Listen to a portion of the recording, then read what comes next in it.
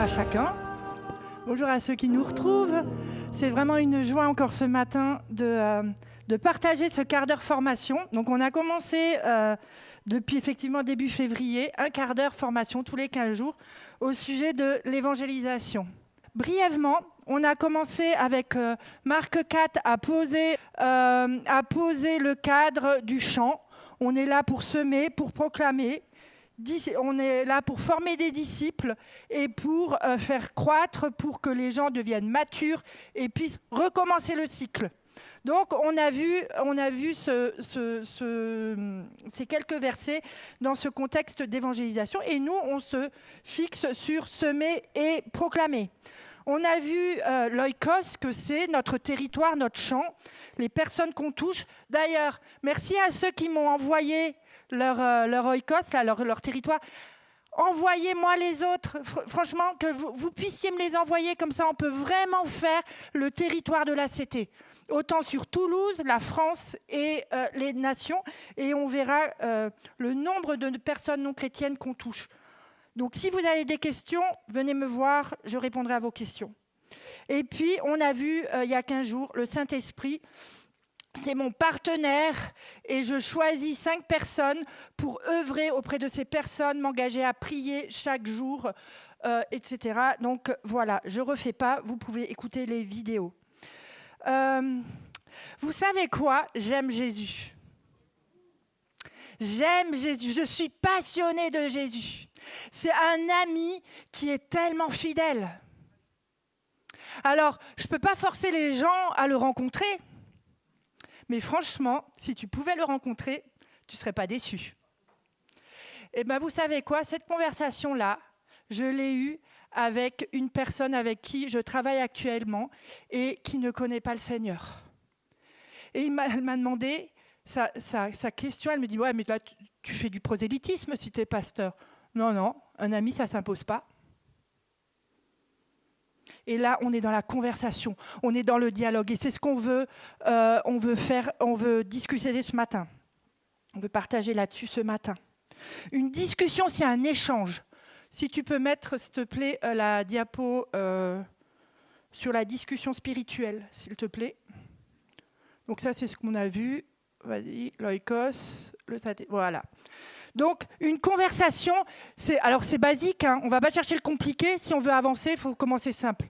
Une conversation, c'est un échange avec au moins 2 personnes. Une conversation, c'est pas « j'ai raison et toi, t'as faux ». C'est du partage, c'est du jeu. On parle au jeu, première personne. On respecte la parole de l'autre. Si l'autre dit moi en fait ton Dieu j'y crois pas parce qu'il n'existe pas. Par contre tu sais moi j'ai un esprit là qui m'accompagne tous les jours, etc. Ok, nous on est loin de ça, mais on doit respecter la parole de l'autre. Donc on n'est pas là pour confronter les gens de façon directe. On est là pour partager ce qu'on vit.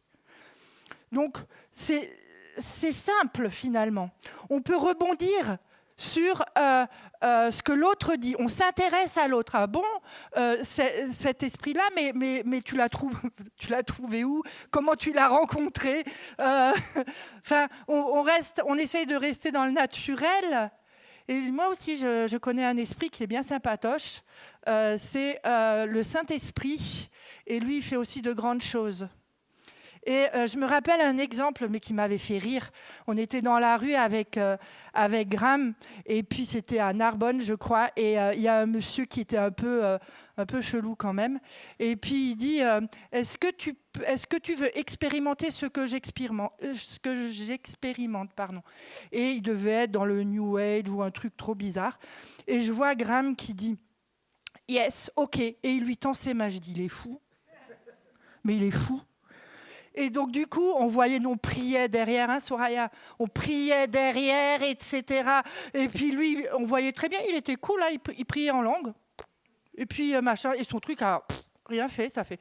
Il lui a dit, mais moi, je connais un autre esprit. Est-ce que tu veux expérimenter sa puissance ? Et parce qu'il a accepté, l'autre, il a accepté. Et ça, c'est un exemple, moi, qui m'a marqué. On a le Saint-Esprit en nous, on risque rien. Et alors, je ne dis pas qu'il faut le faire sur conviction, hein, on est bien d'accord. On ne va pas aller dans des trucs trop... Mais c'est juste, il faut avoir cette conviction, et quand on a la conviction, obéissons, simplement. Poser des questions, s'intéresser à l'autre, c'est construire la confiance avec l'autre personne. Et ça, c'est vraiment super important. Donc voilà. Et puis, spirituel, il n'y a pas que Jésus dans le spirituel, vous vous en doutez bien. On est dans une ère, dans une culture post-chrétienne, mais où beaucoup de choses est spirituel, immatériel. On croit en des trucs, des fois trop bizarres, mais pourquoi pas, c'est les croyances des autres. Et quand on partage, on peut arriver à un moment donné où il y a un choc de culture, un choc de croyance. Nous, ça nous est arrivé avec Théophile, où à un moment donné, dans nos discussions spirituelles, à un moment donné dans la relation, il y a une espèce de choc de croyance. Mais moi, je crois en ça, moi, je crois, et on n'arrive plus à avancer. C'est pas grave. C'est pas grave, on a semé ce qu'on devait semer. Il y a un verset qui dit, tu peux mettre la prochaine, s'il te plaît, dans 1 Pierre 3, les versets 15 à 16.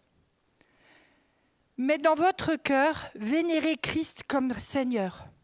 Soyez toujours prêts à donner une réponse à tous ceux qui vous demandent de donner la raison de l'espoir que vous avez. On est OK là-dessus?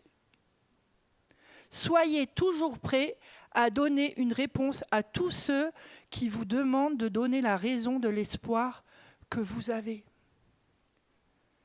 Il faut que là-dessus, les amis, on soit... Si on fait un micro-trottoir d'église, là, on doit être capable de répondre à cette question. C'est une des choses dans les conversations spirituelles qu'il faut travailler. Il faut savoir répondre. Donc c'est le premier travail, premier défi. Mais faites-le avec douceur et respect, en gardant une conscience claire, afin que ceux qui dénoncent avec malveillance votre bon comportement en Christ aient honte de leur calomnie. Avec douceur et respect. On peut répondre à un sujet où on n'est pas d'accord. Comme dit souvent Fabienne, on a le droit de ne pas être d'accord. Et tout va bien. Et dans les conversations spirituelles, souvent on n'est pas d'accord quand on discute avec les non-chrétiens. Et ça va. Et il n'y a pas de souci. Et quand on est dans une conversation, il n'y a pas de pression. Tout le monde a des conversations.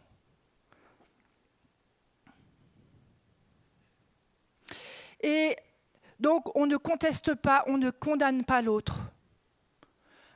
Et puis, des fois, effectivement, on a la pression du Saint-Esprit pour aller droit au but. Hier, j'avais un témoignage qui disait, une personne qui disait, je l'écoutais parler, la personne, etc., mais ça me gavait parce que je savais qu'elle était dans l'erreur, et tout d'un coup, j'ai été saisie. Et je lui dis, et cette personne lui a dit, tais-toi. Je me suis dit, oh pétard, ça c'est cash. Et il lui a dit, là, tu es dans le mauvais chemin. Voilà, Jésus peut être ton sauveur, ton Seigneur. Et il lui a annoncé l'évangile et la personne, elle s'est convertie. Mais la personne, elle a été saisie pour aller droit au but. Les conversations spirituelles, ce n'est pas sans le Saint-Esprit. On est partenaires. N'oubliez pas, on prie pour nos 5 personnes. On met le focus au début sur nos 5 personnes. Après, ça devient une habitude d'avoir des conversations spirituelles avec les gens. Mais au début, focus 5 personnes. Seigneur, cette semaine, avec qui veux-tu parler? Avec qui tu veux... Oui, pas que je parle, mais que toi, tu parles à travers moi. Et on est partenaires. Et on demande l'audace, le courage. Des fois, ça ne se prête pas. C'est pas grave, la prochaine fois. On ne culpabilise pas. Culpabilité, ça attend. On n'en veut pas. Ok, j'y suis pas arrivée. La prochaine fois, j'y arriverai.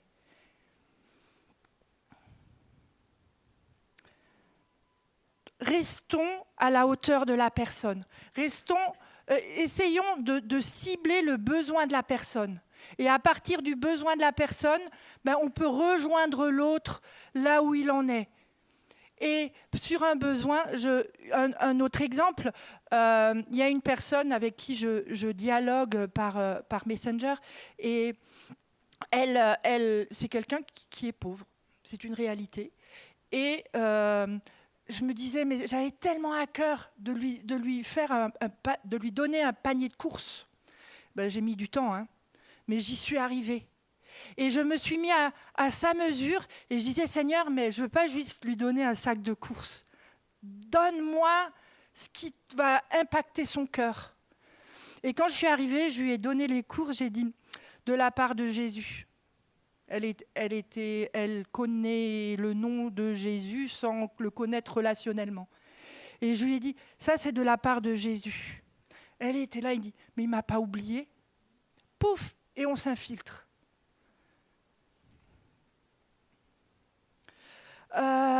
Donc voilà. Apprenons à poser des questions. On n'est pas obligé de donner des réponses, mais apprenons à poser des questions. Et si la personne n'a pas la réponse à sa question, ce n'est pas grave. On voit dans l'histoire de Philippe, vous savez, c'est la prochaine diapo, qui est transporté en esprit là, avec, auprès de l'Éthiopien, et il va juste lui poser... non, c'est celle d'avant. Il va juste lui poser... alors, c'est celle d'après. Je ne sais pas où j'en suis. Ouais, c'est ça. C'est avec la... Voilà, super. Et il va juste lui poser des questions. Et c'est ça qui va l'amener, du coup, à y répondre, parce qu'il va permettre que l'Éthiopien connaisse le message du salut. Donc voilà, apprenons à poser des questions parce que ça nous permet de réfléchir par nous-mêmes. Et puis si la personne, elle dit non, qu'est-ce qu'on fait ? Ah pétard, c'est frustrant. Hein. Ben non, en fait, ça ne m'intéresse pas ce que tu me dis. Franchement, ton Dieu... Essayons toujours de rester sur une note positive. C'est pas grave si la personne, elle n'en veut pas. C'est pas grave, c'est pas nous qu'elle rejette. Elle rejette l'idée qu'elle perçoit de Christ, mais c'est pas nous. Donc très souvent, moi j'encourage la personne, je lui souhaite une bonne journée, et puis à la prochaine ou pas. Donc, une conversation spirituelle, il ne faut pas se casser la tête. On en a tous, si vous regardez bien. Et c'est dans la conversation qu'on va établir une relation. Ce qui est important, c'est la confiance qu'on établit avec la personne. C'est le témoignage qu'on peut avoir. Moi, une des questions qu'on m'a posées cette semaine, peut-être vous savez certains, je travaillais avec un collectif de femmes à Toulouse pour une journée pour les étudiants en grande précarité. C'est Action Solidaire 31 qui est partenaire avec ce collectif. Et les femmes ne sont pas chrétiennes. Et puis, une des questions, c'est « Mais qu'est-ce que tu as de plus ?» Alors, moi, je n'ai pas l'impression d'avoir quelque chose de plus. Même si je sais que j'ai Jésus, mais je veux dire, je ne me sens pas plus... parmi elles, je ne me sens pas différente forcément. Et puis, je dis, ah ouais, si, en fait, c'est mon ami qui me donne vraiment de l'énergie pour tenir. Il me dit, ouais, mais quand même, t'es pas bien physiquement, machin, mais t'es là, tu réponds présent. Je lui fais, ouais, mais tu sais, mon ami, il est quand même fidèle. Hein. Celui-là, il ne m'abandonne pas. Et quand j'en ai besoin, je demande. Et aujourd'hui, j'en parle comme ça, parce que Jésus, je l'aime. Et Jésus vit en moi. Quelle relation avons-nous avec Jésus ? La conversation spirituelle va dépendre de la relation que j'ai avec Jésus. On ne peut pas avoir une conversation spirituelle vraie avec ce que je vis avec Jésus, là, si je n'ai pas une vraie relation avec Jésus. C'est impossible. Sinon, c'est intellect. Je lisais un témoignage qui disait « Mais moi, je croyais intellectuellement jusqu'à ce que Jésus m'a percuté et j'ai été persécutée par l'amour de Dieu parce que je devais le rencontrer. Intellectuellement, ça ne suffit pas. Donc, si on en est là, cherchons Dieu, cherchons Jésus. Cherchons-le, cherchons cette rencontre, demandons à Jésus la rencontre. Vous avez besoin de plus, vous avez soif de plus, allez plus loin, consacrez du temps, vous le verrez dans vos relations avec les non-chrétiens, vous verrez la différence. Je vous promets, vous verrez la différence. Moi, aujourd'hui, j'arrive à avoir des discussions spirituelles avec ma famille. Pour moi, c'est un exploit. Mais à force de s'exercer, il y a quelque chose qui s'enclenche. L'équipe de louange, vous pouvez venir. Nous allons prier. Mais le défi, donc là, c'est le défi. Mehdi. Prenez du temps avec le Saint-Esprit, votre meilleur coéquipier. Prenez vos 5 personnes. Vous deviez prendre 5 personnes, choisir 5 personnes avec le Saint-Esprit, commencer à prier pour ces 5 personnes tous les jours. Seigneur, qui veux-tu que je rencontre? Avec qui tu veux parler? Communiquer. N'oubliez pas, c'est Jésus qui veut communiquer. Et puis, de quoi je dois discuter? Alors peut-être vous n'avez rien, c'est pas grave, allez-y. Dans la discussion avec votre ami ou la personne que Dieu vous met à cœur, vous allez avoir le sujet. Et parlez de comment vous abordez la vie, tout simplement. Il n'y a rien. Il n'y a rien de plus, en fait. Et expérimenter. Et puis, si tu as l'habitude, parce que je conçois bien qu'il y en a qui ont l'habitude, à qui vous devez parler et aller plus loin. Proposez-lui le salut. Et quand vous avez fini tout ça, parlez-en, enfin pas fini, mais quand vous êtes dans cette démarche, demandez la prière à votre groupe. On est ensemble. Vous n'y arrivez pas, c'est pas grave, on va prier pour que vous alliez plus loin, ou à votre binôme. Tout se passe dans la prière. L'audace se trouve dans la prière. Je vais prier. Et puis envoyez-nous vos témoignages, s'il vous plaît. Envoyez-moi vos témoignages. Moi, ça m'encourage.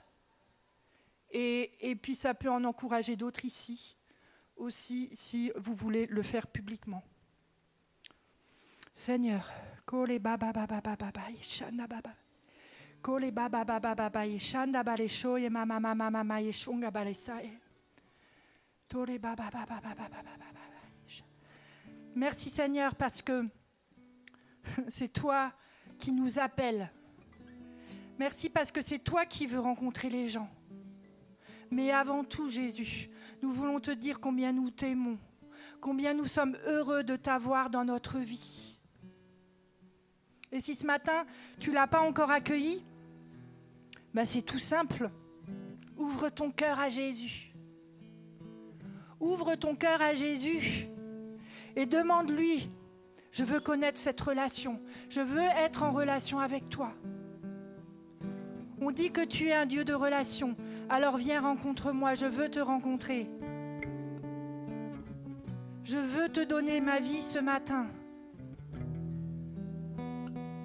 Donner sa vie, c'est simplement lui consacrer toute ta vie. Viens et entre dans ma vie ce matin. C'est lui qui pardonne tes péchés, qui pardonne nos péchés. Et ce matin, il veut pardonner tes péchés. Parce que tout a été accompli à la croix. Il est mort pour toi.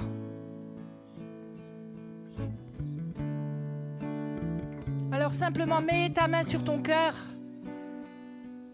et dis, oui, je l'accepte. Je crois que tu as donné ta vie pour moi et je crois qu'aujourd'hui, je suis pardonné de mes péchés. Même si vous avez déjà donné votre vie au Seigneur, vous pouvez le refaire encore ce matin. Si vous en avez besoin, refaites cette démarche. Seigneur, tu as payé le prix pour ma vie. Tu es mort à la croix, ton sang a coulé. Et aujourd'hui, tu vis à la droite du Père. Tu m'as sauvé pour l'éternité. Tu m'as sauvé pour m'accompagner aujourd'hui dans ma marche sur terre. Saint-Esprit, Saint-Esprit, viens et souffle sur nous. Remplis-nous de ton audace, Seigneur.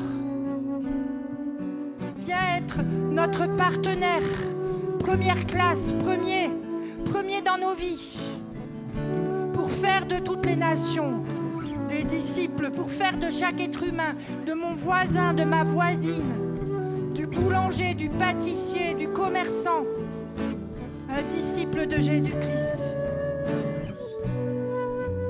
Saint-Esprit, viens et souffle sur nous, renouvelle-nous. Renouvelle-nous de ta grâce.